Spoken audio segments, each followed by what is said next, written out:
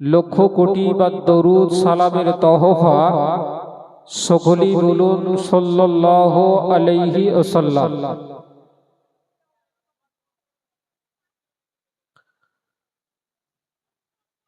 আব্বাজান ভাইজানেরা, আমি মহান আল্লাহ পাক রব্বুল আলামিনের কোরআনের আয়াতে কারিমা একটি তেলাওয়াত করেছি। আল্লাহ বিশ্ব নবীকে বললেন, হাবিব আপনি ওয়াজ করুন, নিশ্চয় ওয়াজটা হলো মুমিনদের উপকারিতা।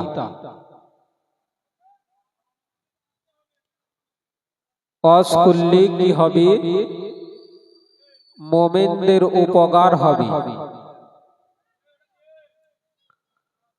বাপজি ভাইরা শুনে রাখুন, আজকে যে মাহফিলের আয়োজন করেছেন আপনারা, এই মাহফিলের আদব রক্ষা করার দায়িত্ব আবার আপনার আছে বাবা। তো অযথা আপনারা ঘুরবেন না, মেহেরবানি করে পাক মাহফিলটাতে আসুন। আল্লাহ পাক রব্বুল আলামিন পবিত্র কালামুল্লাহ শরীফের ভিতরে ইরশাদ করলেন, হাবিবি আপনি ওয়াজ করুন, নিশ্চয় ওয়াজে আছে মুমিনদের উপকারিতা। ওগো হাবিবি আপনি মক্কার জমিনে ওয়াজ করুন, ওয়াজে আছে মুমিনদের জন্য উপকারিতা। ও বাপজি ভাইরা শুনে রাখুন, মহান আল্লাহ পাক রব্বুল আলামিন মহান স্রষ্টা, যিনি আমাকে আপনাকে এই পৃথিবীর বুকে পাঠিয়েছেন, সেই স্রষ্টাই তো নিজেই বলেছেন, ওগো বান্দা বান্দি তোমরা আমার হুকুমের তাবেদারি করবে। ও বান্দা মনে রাখো, আমি আল্লাহ পাক রব্বুল আলামিন জানিয়ে দিলাম, না না না, তোমরা যদি আমার হুকুমের তাবেদারি করতে পারো, আমি আল্লাহ পাক রব্বুল আলামিন জানিয়ে দিলাম, নিশ্চয় আমি আল্লাহ তোমাদের জন্য রেখেছি আমার দয়ার শান্তির জান্নাত। ও বান্দা মনে রাখো, আমার প্রিয় নবী মুহাম্মদুর রাসূলুল্লাহ সাল্লাল্লাহু আলাইহি ওয়াসাল্লাম নবী আমার মক্কাবাসীদের বললেন, ও মক্কার আবু জেহেল, আবু লাহাব, উতবা, সাইবা, মনে রাখো আমি মুহাম্মদুর রাসূলুল্লাহ জানিয়ে দিলাম, না না না, আল্লাহ পাক রব্বুল আলামিন আমি মুহাম্মদ আমাকে পৃথিবীর বুকে মহান আল্লাহ সত্যের বাণীটা পৌঁছে দেওয়ার জন্যই তো আল্লাহ আমাকে পৃথিবীর বুকে পাঠিয়েছেন।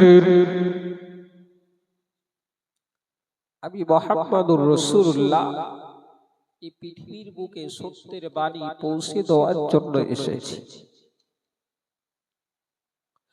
ওগো ওগো মক্কার আবু জেহেল, আবু লাহাব, উতবা, শুনে রাখো মহান আল্লাহ পাক রব্বুল আলামিন আমাকে যে দায়িত্ব দিয়েছেন, এই দায়িত্বটা তো আমি গোটা পৃথিবীর বুকে মানুষের কাছে পৌঁছে দিতে যাই।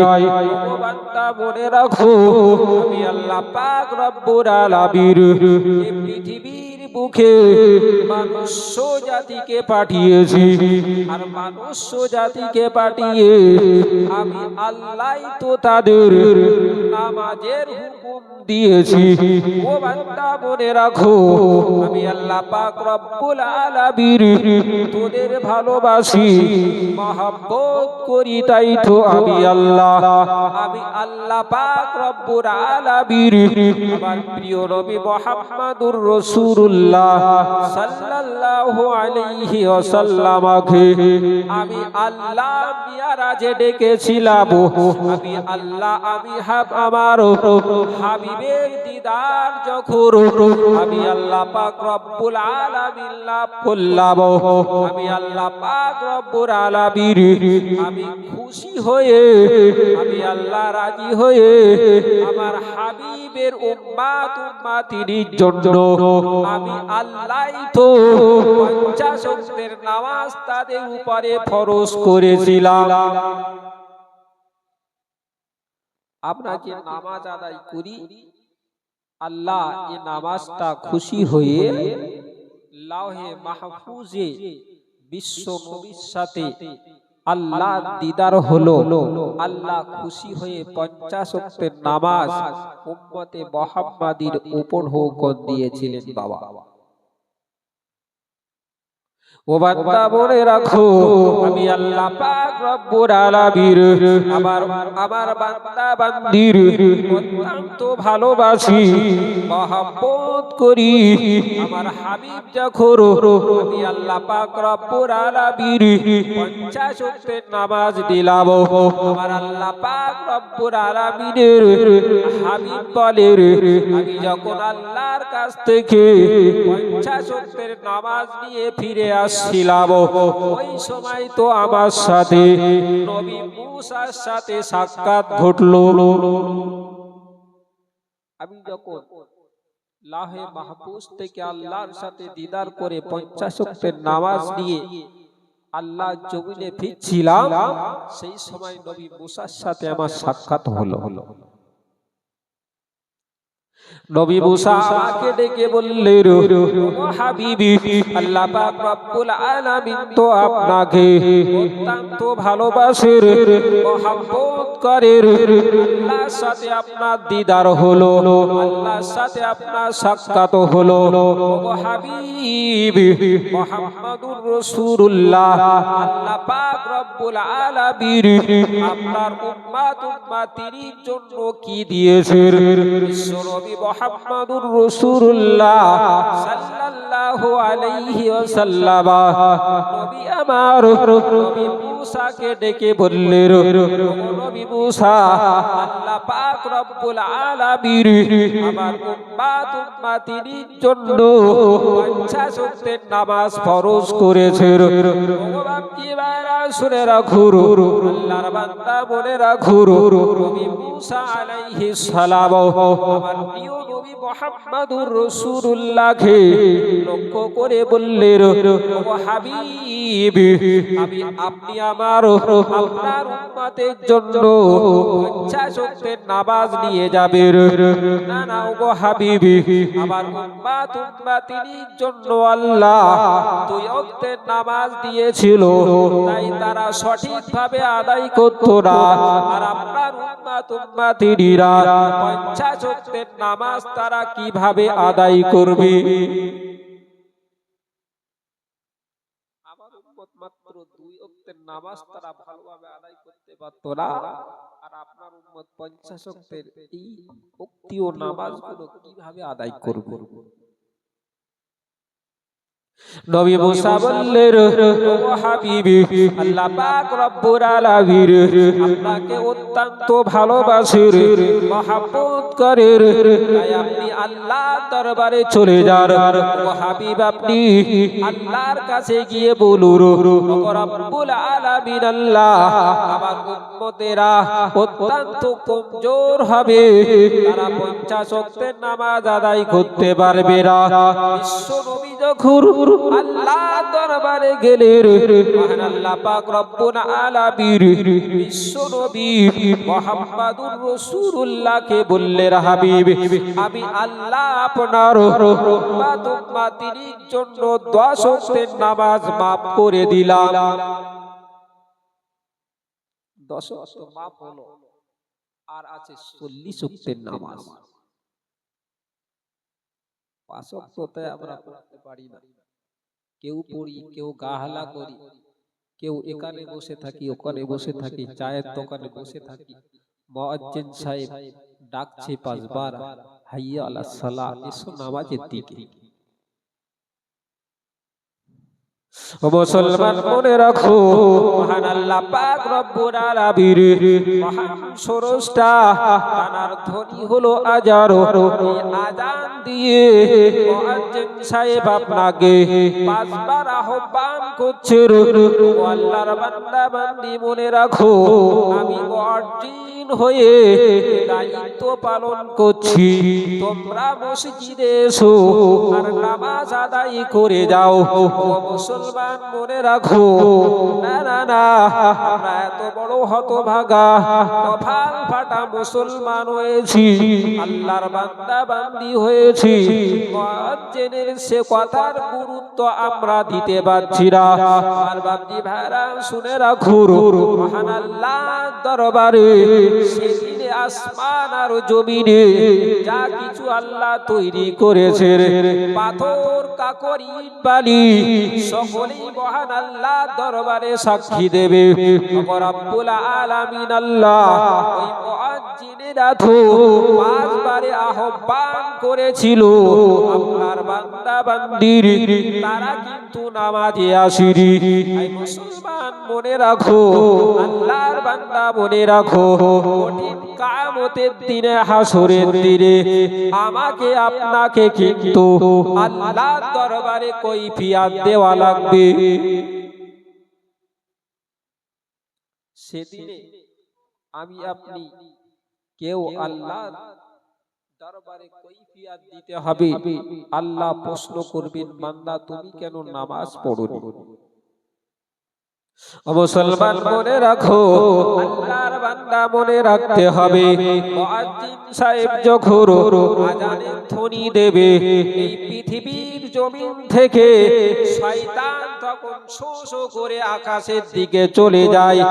না না না, শয়তান এই ধ্বনিটা শুনতে পারে না, এ ধ্বনি সে শুনবে না।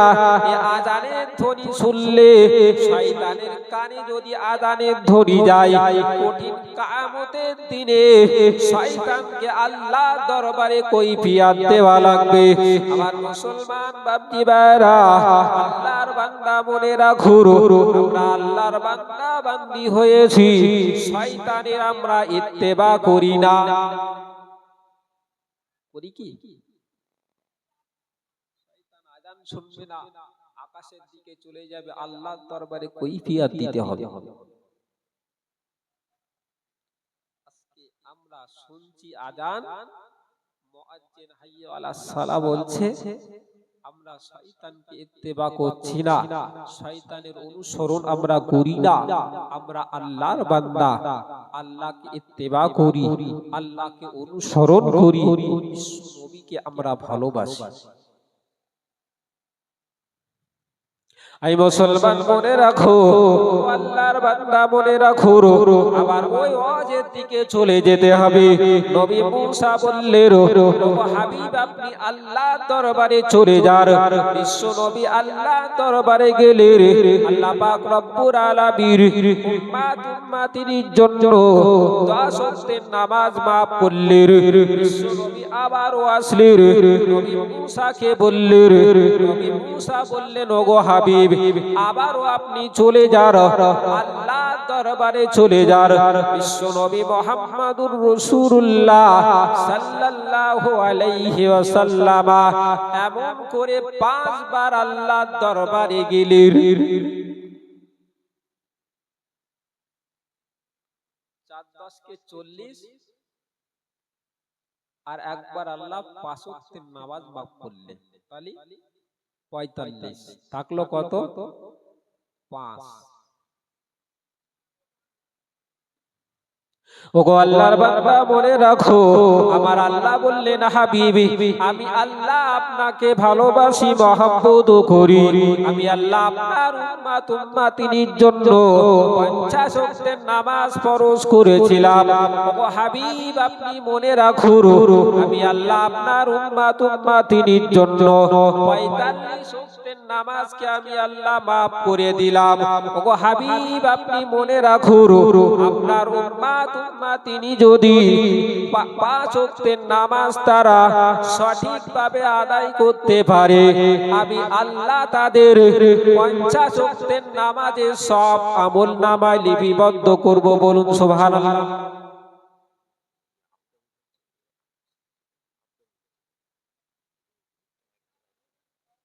আলহামদুলিল্লাহ। আমার বাপজি ভাইরা, একটু খেয়াল করতে হবে। তো মহান আল্লাহ বললেন, আপনার হাবিব যদি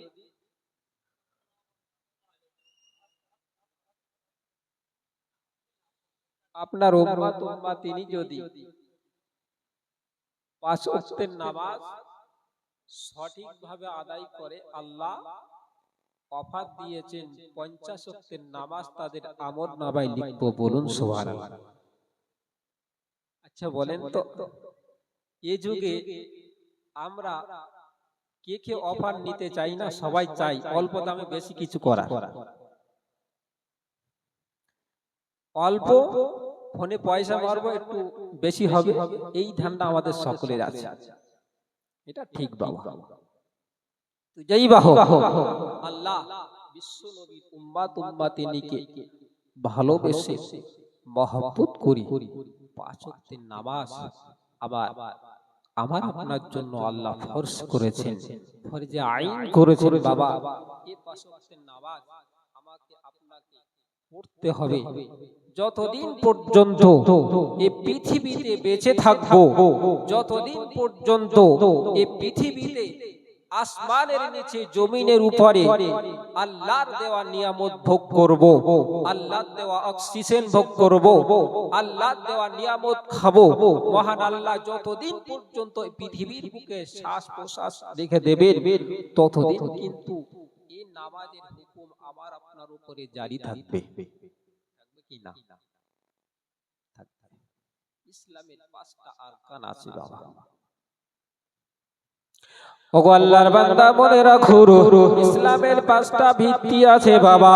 কলেমা, নামাজ, রোজা, হজ, যাকাত। হজ আপনার যদি মহান আল্লাহ সামর্থ্য দেন, তাহলে কিন্তু আপনার হজ করতে হবে।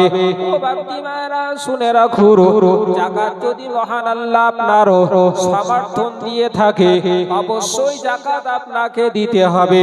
ও মুসলমান মনে রাখো, মহান আল্লাহ পাক রব্বুল আলামিন মহান স্রষ্টা পবিত্র রমজানুল মোবারক মাস আমাদের সামনে আগত, সে রমজানুল মোবারক মাসে কিন্তু একটি মাস আল্লাহ আমার আপনার জন্য রোজা ফরজ করেছেন। ও বাপ্তি ভাইরা শুনে রাখো, মহান আল্লাহ পাক রব্বুল আলামিন ইসলামের 5টি ভিত্তিকে আমাকে আপনাকে মানার জন্য বলেছেন বাবা। মুসলমান মনে রাখো, আল্লাহর বান্দা মনে রাখো, কিন্তু নামাজ নামিও এই বিষয়টা আমাকে আপনাকে 10 বছর থেকে নিয়ে আপনি পৃথিবীর বুকে যতদিন বেঁচে থাকবেন, নামাজ কিন্তু আদায় আমাকে আপনাকে করতে হবে। 7 বছর ইসলাম বলেছেন, 7 বছরের তাগিদ দিতে হবে। 10 বছর হলে তাকে মারতে হবে, মেরে নামাজে কথা বলতে হবে, নামাজ পড়তে বলতে হবে। বাবা, আমরা এখানে যারা বসে আছি, আমাদের কি বয়স 7 বছর না 10 বছর না তারও বেশি? একটু বেশি। তো আসুন, মহান আল্লাহ কোরআনে বলেছেন, লুকমান হাকিম রাহমাতুল্লাহ আলাইহি তিনি তার স্বীয় পুত্রকে ডেকে বললেন, ইয়া বুনাইয়া লা তুশরিক বিল্লাহ, হে আমার বৎস, আমার সন্তান, তুমি আল্লাহর সাথে কাউকে অংশীদার স্থাপন করো না। কি বললেন? ও আমার স্বীয় পুত্র, তুমি নামাজ আদায় করো। আজকে আমরা এখানে যারা বসে আছি, আমাদেরও বাচ্চা আছে, আমাদেরও ছেলে আছে, আমরা তাদের তাগিদ দেই, কিসের তাগিদ? দুনিয়াবি কাজ কিভাবে সে শিখতে পারবে, কারখানায় দর্জির কাজ, এই বিষয়টা আমরা কিন্তু তাদের অত্যন্ত তাগিদ দিয়ে থাকি। কিন্তু যে বিষয়টা আমার আপনার পরকালে কাজে লাগবে, সে বিষয়টা কিন্তু আমরা একটু দূরে সরিয়ে দিতে চাই। ও মুসলমান মনে রাখো, ও আল্লাহর বান্দা মনে রাখো, ওরে আমাকে আপনাকে যেতে হবে। এই পৃথিবীর বুকে কেউ বাঁচতে পারবে না। মহান আল্লাহ পাক রব্বুল আলামিন মহান স্রষ্টা কোরআনে বললেন, ইন্নাস সালাতা তানহা আনিল ফাহশাই ওয়াল মুনকার। ও বান্দা মনে রাখো, নিশ্চয় নামাজ হলো মানুষের অশ্লীল কাজ থেকে, মানুষের খারাপ কাজ থেকে নামাজ হলো মানুষদেরকে দূরে রেখে দেয়। মুসলমান মনে রাখো, মহান আল্লাহ অন্যত্তরে বলেছেন, ফাইদা কুদিয়াতিস সালাত ফান্তাশিরু ফিল আরদি ওয়াবতাগু মিন ফাদলিল্লাহ। ও বান্দা মনে রাখো, নিশ্চয় তোমরা নামাজ আদায় করবে, ফান্তাশিরু ফিল আরদি, তোমরা আমার জমিনে ছড়িয়ে পড়বে, ওয়াবতাগু মিন ফাদলিল্লাহ, আর আমার ফজল ও কারাম তোমরা তালাশ করবে। ও বান্দা মনে রাখো, আমি আল্লাহই তোদের রিজিক দাতা। ও বান্দা মনে রাখো, এই পৃথিবীর বুকে আমি আল্লাহ তোদের বাঁচিয়ে রেখেছি। ও বান্দা মনে রাখো, এই পৃথিবীর বুকে আমার দেওয়া অক্সিজেন নিয়ে তোরা বেঁচে আসিস। ও বান্দা মনে রাখো, প্রত্যেক শ্বাস প্রশ্বাসের ভিতরে আমি আল্লাহ আমার হুকুম আছে। ও বান্দা তুমি মনে রাখো, আমি আল্লাহ তোদের রিজিক দাতা, আমি আল্লাহ তোদের হায়াত মউতের মালিক। ও বান্দা মনে রাখো, আমি আল্লাহ পাক রব্বুল আলামিন এই আসমান আর জমিন তৈরি করেছি। ও বান্দা মনে রাখো, আমি আল্লাহ পাক রব্বুল আলামিন এই জমিনটা তোদের জন্য বিছানা বানিয়েছি। ও বান্দা মনে রাখো, এই আসমানটা আমি আল্লাহ তোদের জন্য ছাদ বানিয়েছি। বলুন সুবহানাল্লাহ। তাহলে আমি বা আপনি যেদিকে যাব, ডাইনে যাবেন, বায়ে যাবেন, সামনে যাবেন, পিছনে যাবেন, সবই আল্লাহর দেওয়া নিয়ামত আমরা ভোগ করছি। কি ও বাবা, তাই তো? কিন্তু আল্লাহর দেওয়া হুকুমটা আমরা পিছনে রেখেছি বাবা। আল্লাহ বলেছেন, বান্দা তুমি নামাজ আদায় করবে আর আমার জমিনে ছড়িয়ে পড়বে, আমি আল্লাহই তোদের রিজিক দেব। বলুন সুবহানাল্লাহ। কিন্তু একটু চিন্তা করলে বাবা, আমরা আল্লাহর দেওয়া জমিনে আল্লাহর নিয়ামত তালাশ করছি, কিন্তু আল্লাহর হুকুমটা একটু পিছনে রেখেছি। আমরা সকাল হবে চিন্তা করব কিভাবে দুটো পয়সা আদায় করা যায়, কিভাবে দুটো পয়সা রোজগার করতে পারি, কিভাবে ওভার ডিউটি করলে আমার 500 টাকা বেশি হবে। এই চিন্তা, এই ভাবনা, এই মন মানসিকতা অবশ্যই আমাকে আপনার আছে, থাকা উচিত আছে, কিন্তু আল্লাহর হুকুমটাকে পিছনে রেখে নয় বাবা।